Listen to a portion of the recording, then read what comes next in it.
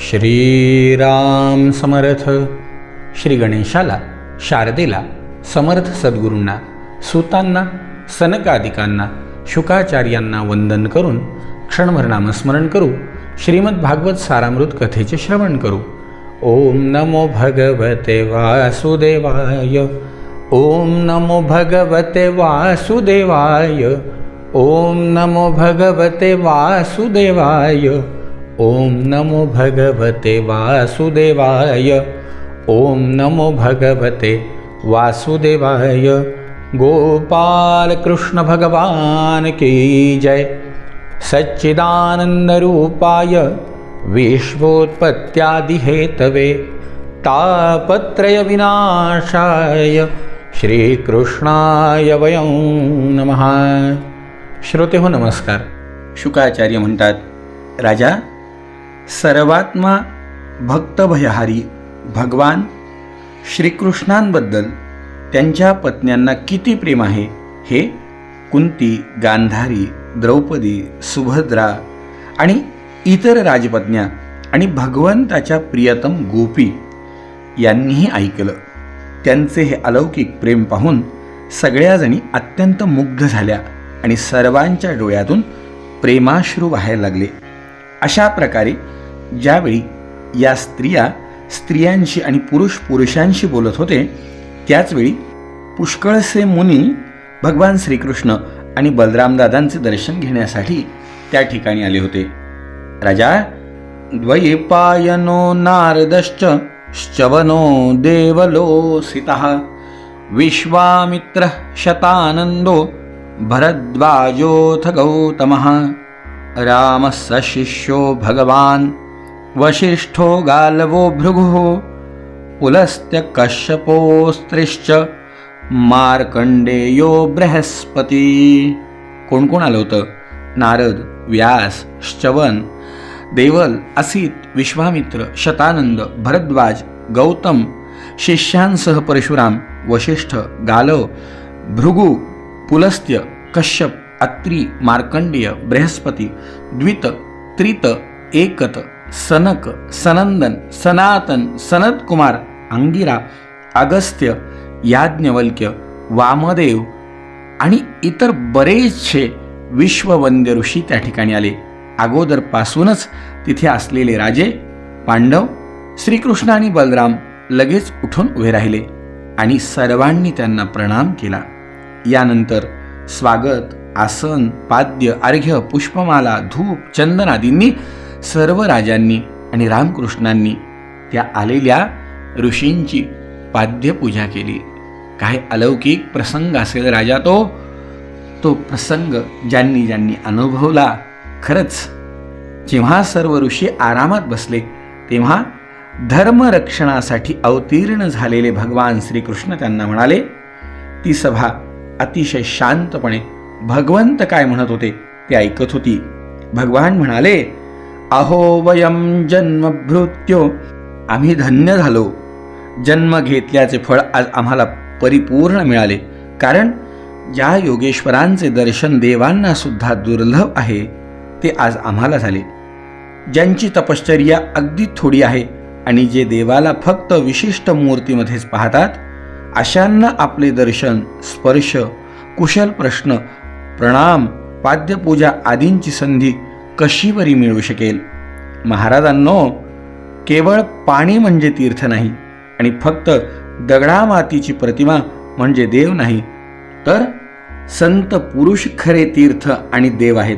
कारण त्यांचे पुष्कळ काळपर्यंत सेवन करावे तेव्हाच फळ मिळते. परंतु संत पुरुष दर्शनानेच कृतार्थ करतात. बघा मंडळी, स्वतः भगवान गोपाल कृष्ण त्या दरबारामध्ये म्हणतायत, खरंच आहे, पाणी म्हणजे तीर्थ नाही, फोटो म्हणजे देव नाही. जेव्हा साधनेने या गोष्टी सिद्ध होतात तेव्हा त्याची अनुभूती आहे. पण सिद्ध झालेले महात्मे हे त्याहीपेक्षा श्रेष्ठ आहेत. भगवंत स्वतः त्या संतांच्या दर्शनाने अतिशय भारावून गेलेत. अग्नी, सूर्य, चंद्र, तारे, पृथ्वी, जल, आकाश, वायू किंवा वाणी आणि मनाची अधिष्ठात्री देवता यांची उपासना केली असता भेदबुद्धीरूप अज्ञानाचा नाश होत नाही, पण ज्ञानी महापुरुषांची सेवा क्षणभर केली तरी ते सर्व अज्ञान नाहीसे करतात. किती महती सांगितली आहे. भगवान स्वतः म्हणतात की बाकी सगळी उपासना केली तरी या उपासनेतून फलप्राप्ती आहे, निश्चित आहे, नाही असं नाही, पण खरं फल कोणतं असेल तर अज्ञानाचा नाश, ज्ञानाची प्राप्ती. आणि हा अज्ञान कोण दूर करू शकत असेल तर संत, सत्पुरुष, महापुरुष, सद्गुरू. जो मनुष्य वात, पित्त आणि कफ या 3 धातूंनी बनलेल्या शवासारख्या शरीरालाच आत्मा, स्त्री, पुत्र आदींनाच आपले आणि माती, लाकूड आदी पार्थिव वस्तूंनाच देव मानतो, तसेच जो फक्त पाण्यालाच तीर्थ समजतो, ज्ञानी पुरुषांना नव्हे, तो मनुष्य असूनही पशूंपेक्षाही अविचारी समजावा, हे स्वतः भगवान गोपाल कृष्ण म्हणतायत. मंडळी, याच्यातनं एक गोष्ट फार छान आज लक्षात आली की बघा, अनेक ठिकाणी आज देवदेवतांच्या विटंबना करताना दिसतात. मग त्या देवांच्या विटंबना आहेत का? अजिबात नाही. खरं धर्मतत्व तर त्यांना कळालंच नाही. विटंबना करणाऱ्यांनाही कळालं नाही, पण फक्त त्याच्यात जे अडकून बसले त्यांना सुद्धा ते कळालेलं नाही. अर्थात विटंबना करणाऱ्याला माझं समर्थन आहे असं तुम्हाला वाटतं का? अजिबात नाही. मला ते म्हणायचंच नाही आहे. पण त्याची विटंबना केली म्हणजे आम्ही देवतांची विटंबना करू शकलो असं ज्यांना वाटतं त्यांच्यासाठी सुद्धा ही माहिती फार गरजेची आहे की अशी विटंबना केल्याने ईश्वराची विटंबना होत नाही. आणि दुसरी गोष्ट, आपण जर त्याची विटंबना झाली म्हणजे देवाची विटंबना झाली असं समजत असू तर कुठेतरी आपल्याही ज्ञानामध्ये आणखीन वाढ होणं गरजेचं आहे. अर्थात ते तर व्हायला नाहीच पाहिजे, पण फक्त ते म्हणजे देव आहे हा विचार कुठेतरी बदलला पाहिजे आणि आपल्याला पूर्ण ज्ञानाची प्राप्ती झाली पाहिजे. शुकाचार्य म्हणतात, राजा, अखंड ज्ञानसंपन्न भगवान श्रीकृष्णांचे हे गूढ भाषण ऐकून सर्व ऋषी स्तब्ध झाले. त्यांनाही ऐकून आनंद वाटला.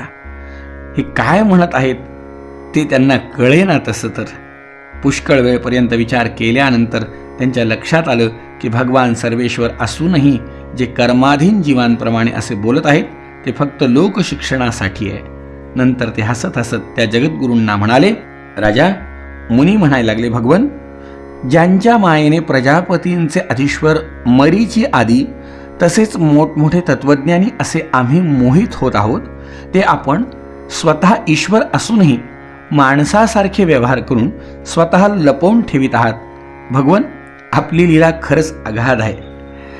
जशी पृथ्वी स्वतःचे झाड, दगड, घट आदी रूपांमुळे अनेक नाम धारण करते, त्याचप्रमाणे आपण एक आणि कृतीरहित असून अनेक रूप धारण करून या जगाची रचना, रक्षण आणि संहार करता. परंतु हे सर्व करीत असतानाही या कर्मांनी आपण लिप्त होत नाही.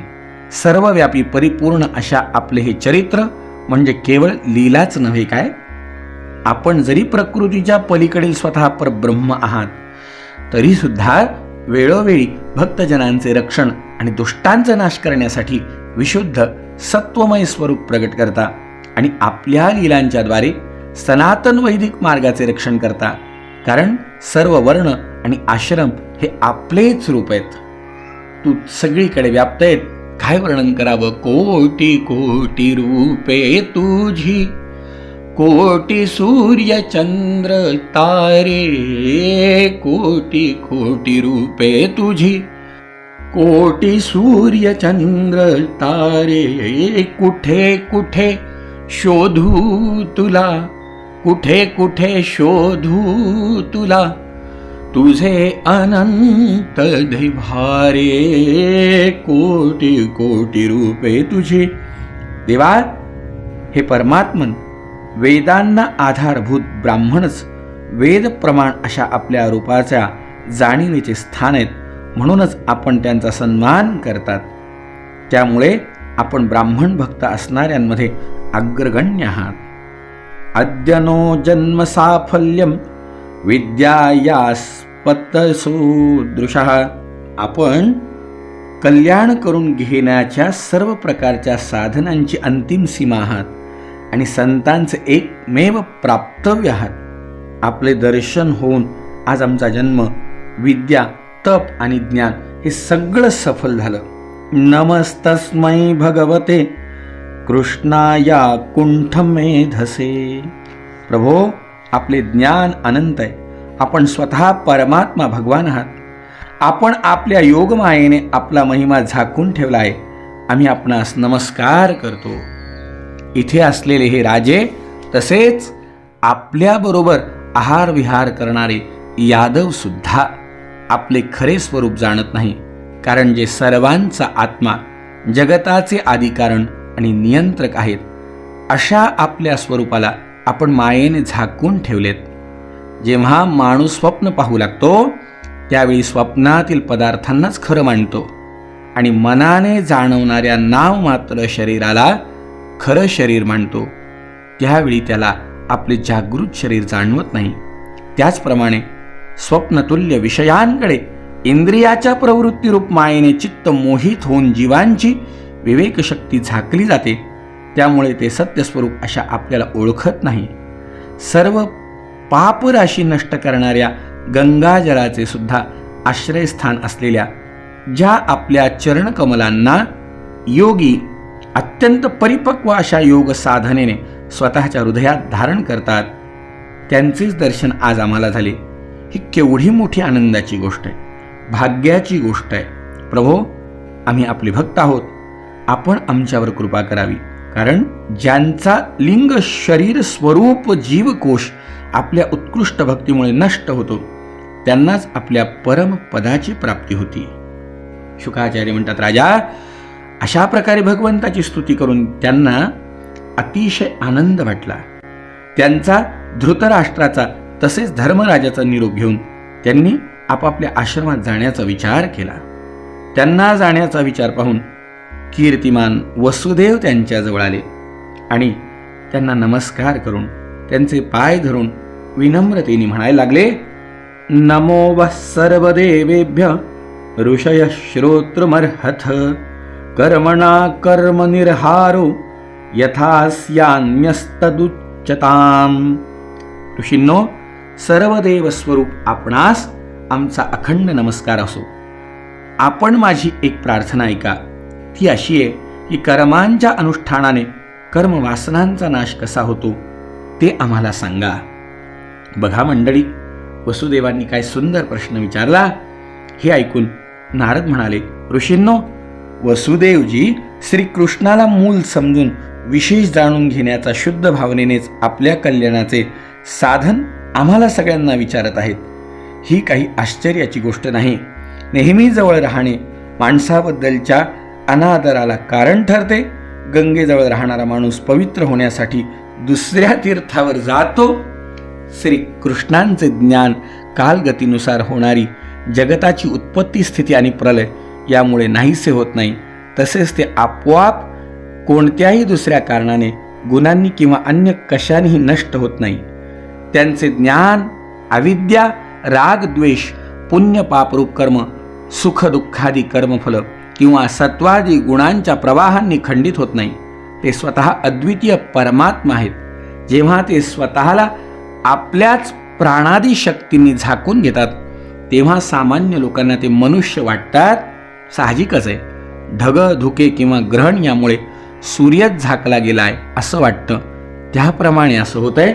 साहजिकच आहे आपल्याला वसुदेवांनी प्रश्न विचारणं.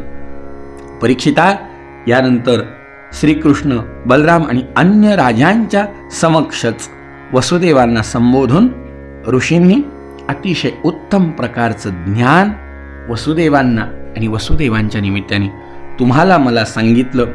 ते ज्ञान काय आणि कसं सांगितलं उद्याच्या भागामध्ये श्रवण करू. जय जय रघुवीर समर्थ.